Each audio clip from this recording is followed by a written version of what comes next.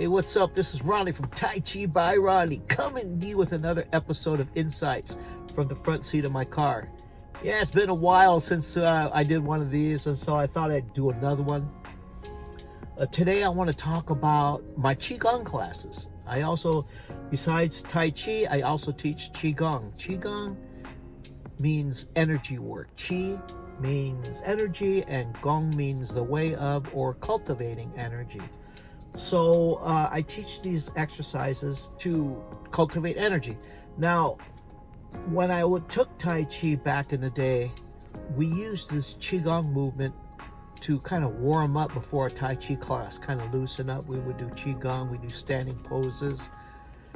Now that I teach a separate Qigong class, I really diving deep into the movements, the history behind it, breathings, and energy work, because Qigong and Tai Chi is a part of traditional Chinese medicine. Chinese medicine has 5 facets to it. Number 1 is acupuncture. Number 2 is moxibustion. 3 is herbal medicine. 4 is Tui Na, which is massage. And 5th and final facet to traditional Chinese medicine is, Qigong and Tai Chi. It's all part of it.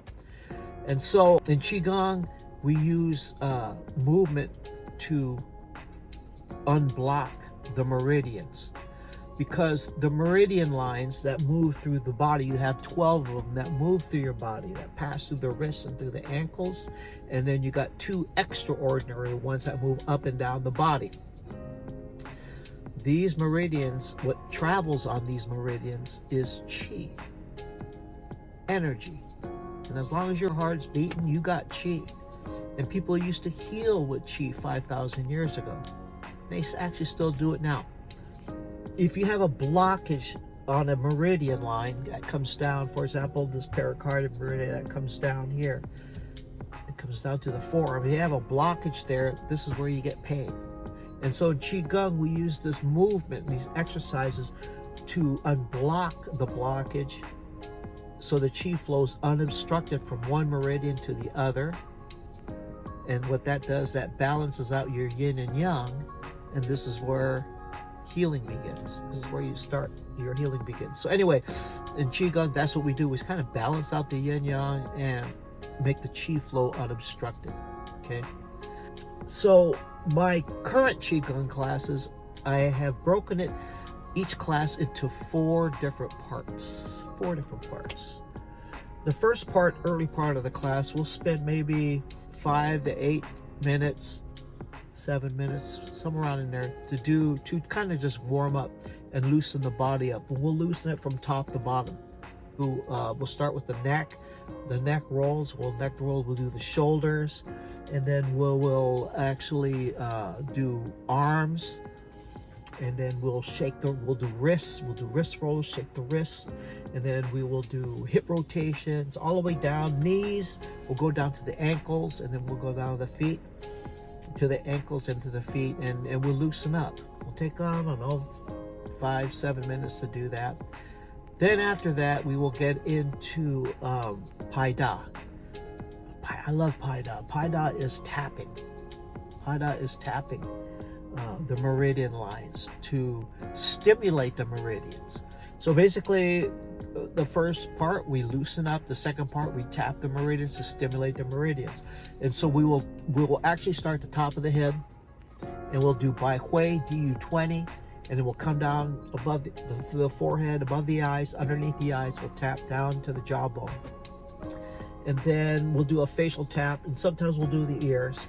And then from there, we'll do the arms. We'll tap all sides of the arms. We'll do down to the body, to the side.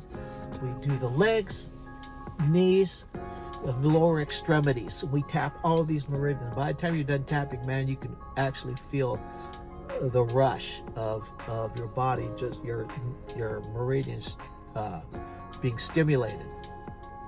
So we stimulate the meridians on the second part. The third part we do was a Qigong form called Yimei Mountain.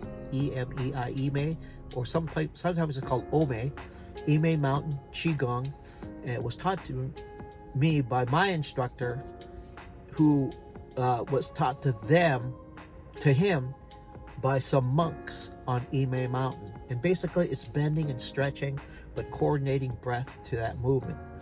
And I use the Ime Mountain Qigong just to calm the body down, because the body cannot heal itself if it isn't relaxed. If your body is not relaxed, if you're tensed up or you're stressed out, it's really not going to help out. You have to calm the body down, relax the body, to give the body a chance to heal itself. And so I used Ime Mountain Qigong to heal, to relax the body. And then the fourth and last final thing I teach is I teach 12 movements for the 12 meridians. These movements are based on the Mawang Dui Dao Yin pictures that were excavated in 1974 on an archaeological excavation near the Hunan province at a temple called Mawang Dui. In 1973 or 74, it's either 73 or 74, or maybe both years, there was a temple that they was doing an archaeological excavation. The temple was dated 165 BC, so it was over 5,000 years old. And they were pulling artifacts out, and one of the things that they found was a silk painting that had 44 pictures of people doing Dao Yin. Now Dao Yin, it wasn't called Qigong, it was called Dao Yin. Dao Yin means guiding and pulling. Dao means guiding, and Yin means pulling or leading the limbs, to pull, to twist, guiding and pulling. It wasn't called Qigong back then. 5,000 years ago, it was called Dao Yin. The name Qigong came out probably around the 50s. But Dao Yin is 5,000 years old. And so out of these 44 pictures, they took 12 that represented the 12 meridians of the body. So you have a movement for the pericardium, a movement for the lung meridian, one movement for the heart meridian. Let's see here. And you know, it goes on small intestine, the large intestine, the liver, gallbladder, bladder, kidney, pericardium, Sanjiao meridian, and heart meridian. I think I said them all. Anyway, so the 12 major meridians of the body, they have 12 movements for that. And this is what I teach. These are the things that I teach in my Qigong class. But it's more than just movement, man. It's coordination of breath with movement.